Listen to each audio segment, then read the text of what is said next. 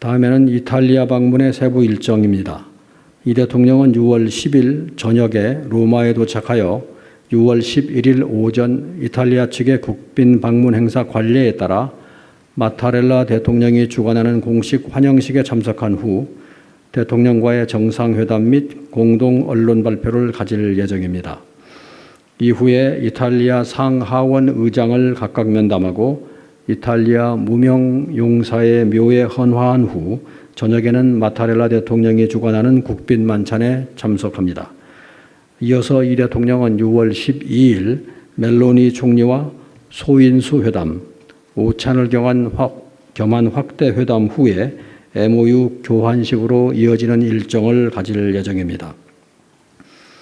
저녁에 이 대통령은 대통령실 주관 공식 환송식에 참석한 후 한 이탈리아 비즈니스 라운드테이블에 참석합니다.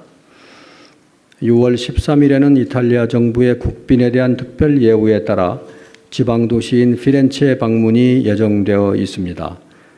르네상스 문화의 중심지인 이곳에서 토스카나 주지사와 피렌체 시장 등을 접견하여 양국 간의 문화협력 강화 방안에 대해 논의를 갖고자 하며 문화 관련 별도 일정도 가질 예정입니다.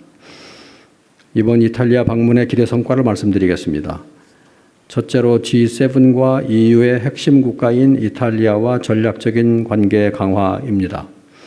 우리의 EU 내 4대 교역국이자 EU, G7, G20의 주요국인 이탈리아는 해양과 대륙을 잇는 지리적 조건, 고부가 제조업 중심 수출 경제, 문화적 매력에 기반한 소프트 파워에 이르기까지 우리와는 많은 공통점을 지니고 있습니다.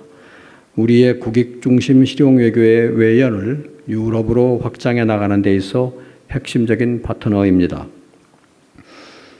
이번 방문은 중동 전쟁 등으로 격변하는 국제 정세 속에서 정부 출범 후 최초의 유럽 국빈 방문이라는 상징성을 가질 뿐만 아니라 양국 관계를 전방위적으로 강화하고 호혜적, 전략적 협력을 확대하기 위한 비전을 제시하는 계기가 될 것입니다. 이와 관련하여 지난 1월 멜로니 총리가 제안한 바 있는 2026년, 2030년 한 이탈리아 전략적 행동계획을 이번 방문 계기에 채택할 예정입니다. 둘째, 양국 첨단 산업 및 과학 분야의 실질 협력 강화입니다. 작년 9월 서울에서 열린 양국 간 비즈니스 포럼에 이어 이번에는 로마에서 비즈니스 라운드테이블을 개최합니다. 반도체, 항공우주, 에너지, 바이오 등 분야에서 호혜적인 비즈니스 기회를 창출하기 위한 기업 교류의 장이 될 것입니다. 또한 이번 방문 계기에 우리 중소기업, 소상공인 지원을 위한 정책 교류와 사회 연대 경제, 생태계 활성화를 위한 방안 등 상호 관림사를 논의할 예정입니다. 아울러 기초과학, 우주, 방산 분야의 논의를 통해서 전통적인 과학 강국인 이탈리아와 첨단 기술 파트너십 고도화를 위한 기반을 마련하고자 합니다. 셋째, 유럽의 문화 중심국인 이탈리아를 통한 K-이니셔티브의 확산과 인적 교류 증진입니다. 유구한 역사와 문화유산을 보유한 양국이 서로의 문화에 대한 호감을 바탕으로 교류의 폭을 더욱 확대하고 이를 통해 K컬처가 유럽에서 더욱 환영받고 사랑받을 수 있는 전기가 되기를 기대합니다. 이탈리아는 영 100만 명의 우리 국민이 찾는 곳입니다. 우리의 동포와 방문객, 진출 기업의 편의를 증진하기 위한 방안도 양측이 함께 모색하여 양국 관계를 더욱 내실 있게 발전시키고자 합니다. 다음으로 교황청 세부 방문 일정입니다. 이 대통령은 6월 14일 성 바오로 성당에서 평화와 연대를 위한 특별 미사에 참석하는 것으로 교황청 방문 일정을 시작합니다. 이어 6월 15일에는 레오 14세 교황, 파롤린 교황청 국무원장과 각각 면담을 가질 예정입니다. 다음으로 이번 교황청 방문의 기대 성과에 대해 말씀드리겠습니다. 세계 평화의 상징인 교황과의 만남, 그리고 성 바오로 대성당 특별미사 계기에 대통령님이 연설을 통해서 급변하는 국제 정세 속에서 전 세계의 평화와 연대를 향한 한국의 의지를 표명하고 이에 대한 교황청의 지지를 얻고자 합니다. 한반도 평화에 대한 교황청의 지속적인 지지와 관심을 다시 한번 확인하는 계기가 될 것입니다. 우리는 아시아 국가 두 번째이자 카톨릭이 다수 종교가 아닌 국가에서 최초로 개최되는 2027년 서울 세계 청년 대회를 앞두고 있습니다. 이번 방문을 통해서 내년 대회가 전 세계 청년들의 연대 장이 될 수 있도록 한국과 교황청의 협력 체계를 확고하게 구축할 것입니다. G7 정상회의 세분 일정에 대해서 말씀드리겠습니다. 이재명 대통령은 6월 16일 오후에 에비앙에 도착한 후 마크롱 대통령과 초청국 정상들과의 기념 촬영을 시작으로 G7 정상회의 공식 일정을 시작하시게 됩니다. 근본 G7 정상회의 시 우리를 포함한 G7 초청국이 참여하는 세션은 첫째 날인 16일 확대회의의 1세션, 둘째 날인 17일 오전 확대회의 2세션과 업무 오찬입니다. 첫째 날 저녁에는 프랑스 측이 준비한 공식 만찬 등 환영 행사에도 참석할 예정입니다.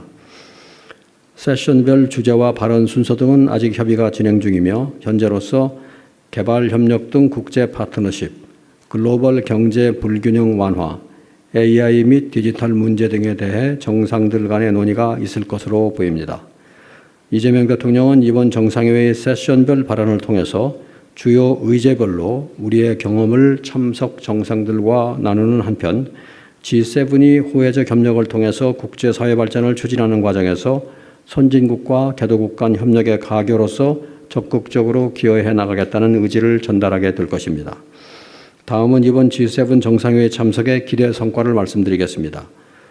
첫째, 우리나라는 2년 연속 G7 정상회의에 참석하면서 G7 플러스 글로벌 책임 강국으로서의 위상을 공고화할 수 있을 것으로 기대됩니다. 작년에 이어 2년 연속 G7 정상회의에 초청되어 참석하게 된 것은 우리 정부에 대한 G7의 높은 신뢰와 기대를 보여줍니다. 이를 바탕으로 내년 2027년 미국, 2028년 영국 등 차기 G7 주최국과의 협력을 이어나가면서 G7 파트너십을 강화해 나가고자 합니다. 둘째, 글로벌 현안 해결을 위한 국제사회의 연대에 적극 동참하고 2028년 G20 의장국으로서 관련 의제를 주도해 나갈 기반을 마련할 예정입니다. 글로벌 불균형, 핵심 광물, 디지털, 마약 등 국제사회의 취약성 해결을 위한 G7의 노력에 동참하고 2028년 G20 의장국으로서 관련 의제 협력을 지속 주도하며 글로벌 경제사회뿐 아니라 우리 국익에도 도움이 되는 구체 성과를 창출해 나갈 예정입니다. 셋째, 국익 중심 실용외교 모멘텀 확보입니다. 작년 G7 정상회의부터 이어온 회원국 정상들과의 보다 긴밀한 유대를 구축함으로써 국제 정치 경제 분야에서뿐만 아니라 첨단 기술 및 방산과 같은 미래 신성장 동력 분야에서의 협력도 공고히 해나갈 기반을 마련할 수 있을 것입니다. 이번 유럽 순방과 G7 정상회의 참석은 이재명 정부 집권 1년간의 외교 성과를 바탕으로 유럽으로 본격적인 외교 지평을 넓히는 계기가 되는 한편 국제사회의 주요 이슈에 대한 참여를 확대하여 G7 플러스를 지향하는 글로벌 책임 강국으로서의 위상 확립에도 기여할 것으로 기대됩니다. 이상으로 제 모두 발언을 마치고 질문을 받도록 하겠습니다. 감사합니다.